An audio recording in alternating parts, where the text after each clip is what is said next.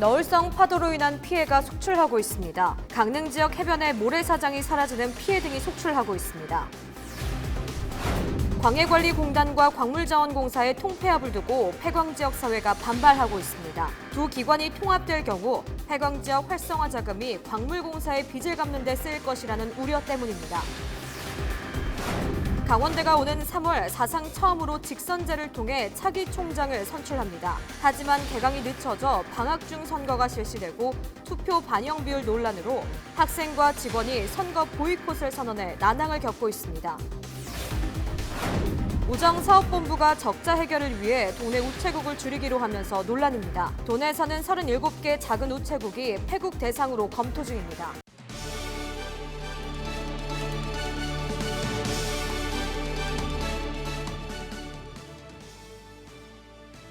시청자 여러분 안녕하십니까? 헬로티비 뉴스 강원입니다. 첫 소식입니다. 너울성 파도로 인한 피해가 속출하고 있습니다. 삼척 해양 레일바이크 선반이 무너진 데 이어 강릉에서는 도깨비 촬영지로 유명한 영진 해변의 모래사장이 사라졌습니다. 동해안 해안 침식 문제는 어제 오늘 일이 아닌데요. 해결할 수 있는 방안은 없을까요? 박건상 기자의 보도입니다. 드라마 촬영지로 유명한 강릉의 한 해변. 인공으로 쌓은 구조물 위에서 사진을 찍으려는 사람들이 갑자기 몰아친 파도를 피해 달려옵니다. 좀 무섭긴 했는데 좀 그래도 사진 잘 찍을 수 있어서 좋았었던 것 같습니다. 인근에는 곳곳에 접근을 막기 위한 안전 펜스가 쳐져 있습니다. 지난 17일부터 동해안에는 최고 6m에 달하는 너울성 파도가 몰아쳤습니다. 이 때문에 강릉 영진 해변을 비롯해 사천 해변 등 곳곳에 모래사장이 바다로 쓸려나가는 피해를 입었습니다. 완만하게 있어야 할 모래들이 파도에 휩쓸려 제 키보다 높은 모래 언덕이 만들어졌습니다. 강원 동해안의 경우 수시로 파도가 도로까지 넘쳐나는 것이 일상이 되고 있습니다. 이 도로 위에 막 파도가 들이쳐가지고 이 모래 싹 깎여 해가지고 도로가요. 이 막 방파제 도로에 해놓은 거 있죠. 세면 해놓은 거 그거 다 깨져가지고. 국민관광지로 유명한 정동진도 피해를 입기는 마찬가지입니다. 모래시계 공원 주차장도 한때 물에 잠기는 피해를 입었습니다. 이 같은 너울성 파도는 1월에서 2월 사이가 가장 심한 상황. 파도로 인한 백사장 침식은 바다와 인접한 해안도로가 원인으로 지목되고 있습니다. 근데 거기에 이제 강성 구조물이 들어오니까 파도가 치게 되게 되면은 1이라는 파가 들어오면은 나가는 파도 1로 나가요. 근데 그게 한 2라는 파로 커져 버려요. 되돌아 나가는 이 흐름이 강하게 흐름이 발생한다고. 그래서 그 전면의 수심을 점점 깊게 만들죠. 최근 심각한 해안 침식이 잇따라 발생하자 동해지방해양수산청은 장기적인 복구 계획을 마련할 계획입니다. 강릉시도 도깨비 촬영장 인근 영진 해변에 대한 복구에 착수한 상태입니다. 지금 도깨비 촬영장은 관광객들이 많이 오는 곳입니다. 그래서 지금 저희가 응급 복구로 양빈을 해서 그 침식된 지역을 지금 복구할 예정이고요. 해마다 반복되는 해안가 침식 피해를 근본적으로 해결하기 위한 대책 마련이 시급하다는 지적입니다. 헬로티비 뉴스 박건상입니다. 원주 혁신도시에 있는 한국광물자원공사는 해외와 국내 광물자원 개발 등을 담당하는 공공기관인데 무리한 해외 자원 투자로 자본 잠식에 빠졌다고 합니다. 정부가 이 문제를 해결하기 위해서 광물자원공사와 한국광해관리공단의 통합을 추진하고 있는데요. 폐광지역 사회는 반발하고 있습니다. 두 기관이 통합될 경우 폐광지역 활성화에 쓰여야 할 자금이 광물공사의 빚을 갚는 데 쓰일 것이라는 우려 때문입니다. 김선아 기자가 보도합니다. 원주 혁신도시에 위치한 대표적 에너지 공기업인 한국광물자원공사와 한국광해관리공단. 지난 2018년 이 두 기관을 합쳐 한국광업공단이라는 통합기관을 출범한다는 내용의 법안이 발의됐습니다. 해외자원 개발로 거액의 빚을 안게 된 광물자원공사를 없애 재무 안정성을 확보하고 효율적으로 공적 기능을 수행하도록 한다는 취지입니다. 하지만 광물자원공사 부실이 통합기관의 부실로 이어질 수 있다는 우려가 나오면서 법안은 지금까지 계류 상태입니다. 최근 20대 국회 마지막 임시회에서 한국광업공단 법안이 또다시 상정되자 지역사회에 반발이 나오고 있습니다. 강원도의회는 현재 광물자원공사의 부채 총액이 6조 3천억 원에 이른다며 두 기관의 동반 침몰을 우려했습니다. 두 기관이 단순 통합할 경우 광해관리공단이 갖고 있는 1조 원 이상의 강원랜드 주식과 여유자금이 광물자원공사 부채 상환에 쓰일 것으로 예상된다는 겁니다. 두 기관이 통합을 되면 예산도 그렇고 아마 우리 강원 남부나 폐강 지역에서는 그런 복구 사업이나 폐강 지역 경제 활성화에 조금 더 좀 늦어지거나 이런 사업들이 전면 재검토가 되지 않을까 그런 우려가 있어서 광해관리공단 노조 역시 거세게 반발하고 있습니다. 졸속 통합이 추진된다면 광해관리공단의 사업 운영마저 차질이 우려되기 때문입니다. 작년 11월 법안 소위에서 지적된 막대한 부채 상환 계획 등이 보완되지 않은 상황에서 또다시 오늘 소위 안건에 상정된 것에 매우 유감스러운 입장이며 총선을 앞둔 시점에서 강원도의회 지역 주민의 반대 목소리가 커져가고 있다는 것이 걱정스러울 뿐입니다. 국회 산업통상자원 중소벤처기업위원회는 19일 소위원회에서 한국광업공단법을 다룰 예정이었지만 이렇다 할 논의 없이 소위가 마무리됐습니다. 강원도의회는 폐광지 주민들의 의견을 수렴하고 폐광지역 출신 국회의원과 공조해 청와대, 국회, 산업통상자원부 등의 의견을 전달하는 등 투쟁에 나설 계획입니다. 헬로티비 뉴스 김선아입니다. 강원대가 개교 이래 처음으로 직선제를 통해 차기 총장을 선출합니다. 다음 달 치러지는 선거는 4파전이 될 것으로 전망되는데요. 코로나19의 여파로 개강이 미뤄지고 투표 반영 비율에 대한 이견으로 직원과 학생들이 선거 보이콧을 선언해 우려의 목소리도 나오고 있습니다. 한재영 기자의 보도입니다. 3주 앞으로 다가온 강원대학교 차기 총장 선거. 이번 선거는 강원대 개교 이래 처음으로 직선제로 치러집니다. 학내 구성원의 투표를 통해 선출되는 만큼 출마자들의 행보도 빨라졌습니다. 현재 출마가 거론되는 후보군은 4명, 김원영 현 총장과 농업자원경제학과 신효준 교수, 의학전문대학원 주진영 교수, 문화예술공과대 이원규 교수로 모두 예비후보 등록을 마쳤습니다. 선거일은 다음 달 11일로 오전 합동연설회 직후 현장 온라인 투표가 진행됩니다. 문제는 코로나19 여파로 개강이 2주 연기돼 방학 중에 치러진다는 점입니다. 이에 투표에 참여하는 학생들은 모바일을 통해 어디에서든 참여할 수 있도록 했습니다. 춘천과 삼척에서 열릴 예정이던 공개 토론회도 온라인으로 전환해 학교 선거 홈페이지를 통해 누구나 확인할 수 있습니다. 임기 만료 공직선거일 전 30일 이후부터 선거일 후 20일까지는 위탁선거를 치를 수 없기 때문에 불가피하게 3월 10일에 투표를 할 수밖에 없습니다. 학생들 같은 경우에 온라인 투표, 그것도 모바일 투표로 실시되기 때문에 장소 제한이 없습니다. 때문에 투표하는 데는 전혀 지장이 되지 않겠습니다. 또 다른 문제는 투표 반영 비율입니다. 전체 비율은 학생이 교수보다 20여 배 많지만 투표 비율은 교수 100, 직원 16, 학생 4로 반영해 교수가 25배 많은 효력을 갖게 됩니다. 학생과 교직원은 총장 직선제의 취지가 제대로 반영되지 않았다며 투표 보이콧을 선언했습니다. 총장을 선출하는 것이 학교의 현재와 미래에 있어서 굉장히 중요한 문제임에도 교수회가 아무래도 독단적인 그 위치를 가지고 총장 선거를 추진하고 있기 때문에 만약에 총장 예비 후보자가 나와도 그 사람들이 과연 학생들을 위한 공약을 낼 수 있을지 이게 아무래도 가장 큰 문제라고 생각합니다. 저는. 이 밖에도 교수회뿐 아니라 직원협의회, 학생 대표를 학교 현안을 결정하는 주체로 존동할 수 있도록 협의회 구성 등을 요구하고 있습니다. 구성원이 직접 총장을 선출해 학내 민주화와 자율성을 높이는 총장 직선제. 학교 발전을 위한 취지를 살리기 위해 풀어야 할 과제도 남아 있습니다. 헬로티비 뉴스 한지영입니다.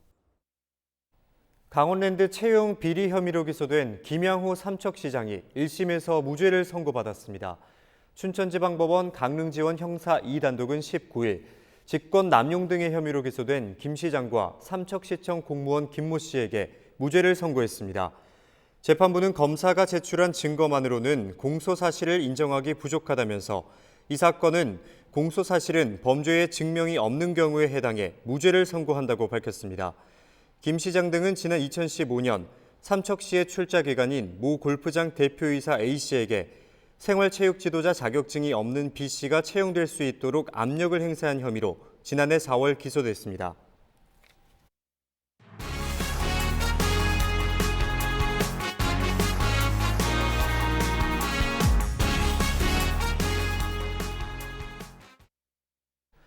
18일 영남권에서 코로나19 첫 확진자가 발생한 후 현재 대구와 경북에서만 하루 사이에 10명이 넘는 확진자가 발생했습니다. 한꺼번에 많은 확진자가 발생하면서 감염 경로 역시 정확하게 확인하기 쉽지 않은 상황인데요. 현재 국내외 코로나19 발생 현황 전주현 기자가 정리했습니다. 먼저 우리나라 현황부터 짚어보겠습니다. 19일 오후 5시 현재 기준으로 51명이 확진 판정을 받았고 현재 1,149명이 검사를 진행 중이며 다행히 사망자는 없습니다. 지난 18일 확진 환자는 31명이었지만 확진자 수는 하루 사이 20명이 증가했습니다. 추가 확진 판정을 받은 환자 중 15명이 31번 환자와 연관이 있는 것으로 확인이 됐으며 국내에서 첫 미성년 확진자도 발생했습니다. 하루 사이 10명이 넘는 확진자가 발생한 대구 경북 지역은 방역에 비상이 걸렸습니다. 경북대병원은 지난 18일 밤 11시 15분부터 응급실을 폐쇄하고 응급실에 있던 환자는 병원 내 1인실 등으로 격리 조치된 상태라고 전해지고 있습니다. 47번 환자가 발생한 영남대병원 역시 응급실을 폐쇄했습니다. 특히 서울 성동구에서 확진 판정을 받은 70대 남성은 해외여행도 확진자 접촉도 없었던 것으로 알려지면서 3차 감염에 대한 우려가 커지고 있습니다. 다음은 국외 상황을 알아보겠습니다. 19일 오후 5시 현재 기준으로 코로나19 확진자 수는 총 7만 5,110명으로 사망자는 2,009명으로 전날에 비해 1,800여 명이 늘었습니다. 가장 많은 확진자가 발생한 중국은 현재 7만 4,185명이 확진 판정을 받았고 사망자도 2,004명에 이릅니다. 중국 당국이 우한을 포함한 후베이성 지역에 대한 봉쇄를 강화하면서 신규 확진자가 이틀째 1,000명대로 줄었지만 코로나19 발병 2달여가 지난 중국 전역의 피해는 갈수록 늘고 있는 상황입니다. 우리나라에서 코로나19가 발생한 지도 한 달. 누구로부터 감염이 됐는지 알 수 없는 환자가 나타나면서 이들의 역학조사 결과에 따라 우리나라도 지역사회 감염이라는 새로운 현실을 직면해야 될 가능성도 점쳐지고 있습니다. 헬로티비 뉴스 전주현입니다. 강원대병원이 코로나19의 지역사회 확산을 막기 위한 조치를 강화합니다.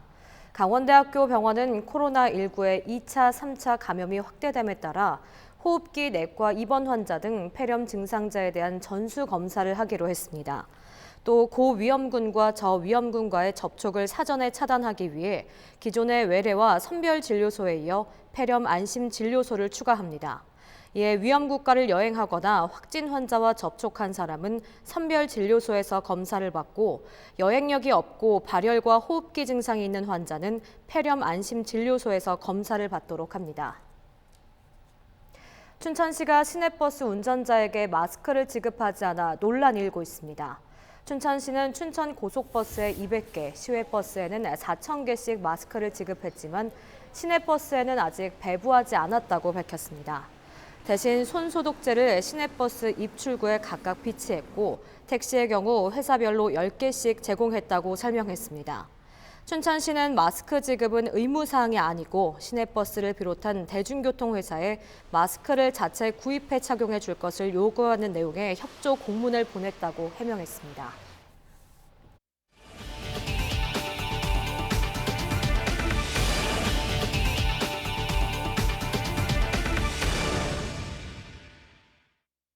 요즘 우체국을 직접 찾아서 업무 보신 경험이 별로 없으실 텐데요. 인터넷과 스마트폰 등이 발달하면서 동네 우체국의 일감도 수익 역시 크게 줄었습니다. 적자가 쌓이자 우체국을 줄이는 게 검토되고 있습니다. 하지만 정부가 보편 서비스로 운영하는 우체국을 경제성 논리로 바라보는 것이 과연 맞느냐는 주장도 이어지고 있습니다. 보도에 성기석 기자입니다. 춘천시 퇴계동에 위치한 한 우체국입니다. 등기와 택배 등 우편 업무는 물론 예금과 보험, 공과금 납부 등 금융 업무도 취급합니다. 처리되는 게 많다 보니 이용객들에게는 꽤 편리합니다. 가까이 있으니까 세금 내기도 좋고 편해요. 이런. 시내가 먼 작은 마을 단위 우체국은 더욱 중요합니다. 규모는 작지만 우편과 금융 등 여러 업무가 처리되고 지역 주민들의 사랑방 역할도 하는 중요한 장소입니다. 문제는 이런 업무들이 수익성 부분에서 큰 도움이 되지 않는다는 점입니다. 돈이 되는 대규모 우편은 이메일과 SNS 등으로, 택배는 민간 기업의 물량을 빼앗기면서 수익이 급감했습니다. 우정사업본부는 지난해 2천억 원이 넘는 적자를 기록했고 올해는 규모가 더 늘 것으로 예측되는 상황. 현재 스마트 시대에서 우표라든가 이런 거를 이용할 수 있는 그런 것이 점점 우편물이 감소되는 추세에 따라서 적자가 발생하는 것은 너무나 당연한 일이고, 결국 우정사업본부는 우체국을 줄이겠다는 결정을 내렸습니다. 도내에서는 2023년까지 37개 우체국 폐국이 검토되고 있는데 현재 읍면동에 설치된 우체국 74개 중 절반입니다.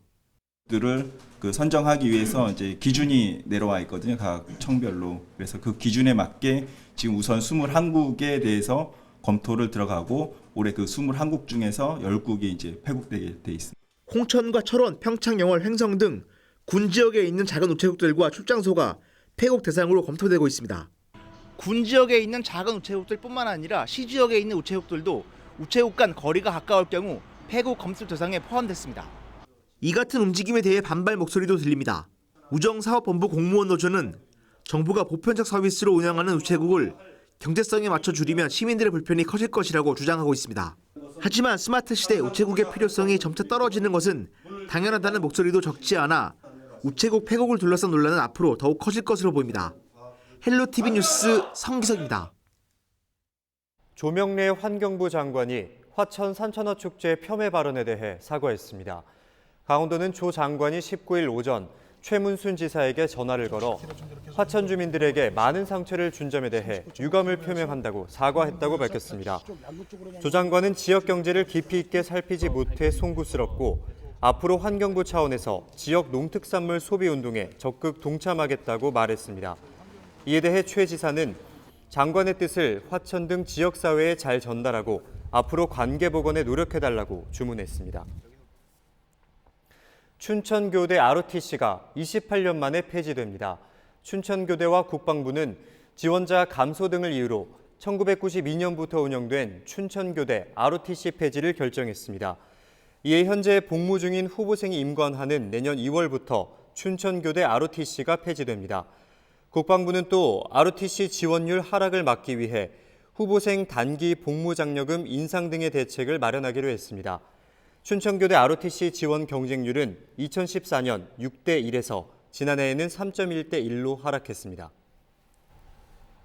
춘천지방검찰청 영월지청은 제21대 국회의원 총선거에 대비해 선거 전담 수사반을 확대 재편성하고 비상근무에 들어갔다고 밝혔습니다. 선거 전담 수사반은 지청장을 포함한 검사 5명과 수사관 8명으로 구성됐으며 공소시효가 끝나는 10월 15일까지 비상근무 체제를 유지할 계획입니다. 영월지청 선거 전담 수사반은 특히 금품 수수와 여론 조작, 공무원과 단체 등의 불법적인 개입 등 3대 중점 단속 대상 범죄에 수사 역량을 집중해 대응할 방침입니다. 이어서 날씨입니다. 목요일 아침 기온은 영상권을 보이겠고 낮 기온도 10도를 웃돌겠습니다. 다만 공기가 탁해지겠습니다. 대기가 정체되면서 대기질이 나쁨 단계를 보이겠습니다. 날씨도 건조해지겠습니다. 이미 동해안 등 동쪽 일부 지방에 건조주의보가 내려진 만큼 산불 등 화재 예방에도 유의해 주시는 게 좋겠습니다. 당분간 포근한 겨울 날씨가 이어지겠고 금요일과 토요일 사이에는 비가 내릴 전망입니다. 목요일 아침 기온 춘천 영하 2도, 원주 영하 1도, 강릉 3도로 큰 추위 없겠습니다. 한낮 기온 춘천과 원주, 속초 11도, 강릉 13도로 두 자릿수 분포의 기온 분포를 보이겠습니다. 주간 날씨입니다. 영서 지역 주 후반부터는 다음 주까지 비 소식이 잦겠습니다. 다만 기온은 크게 떨어지지 않겠습니다. 영동 지역 토요일부터 비 소식은 있지만 양은 많지 않겠습니다.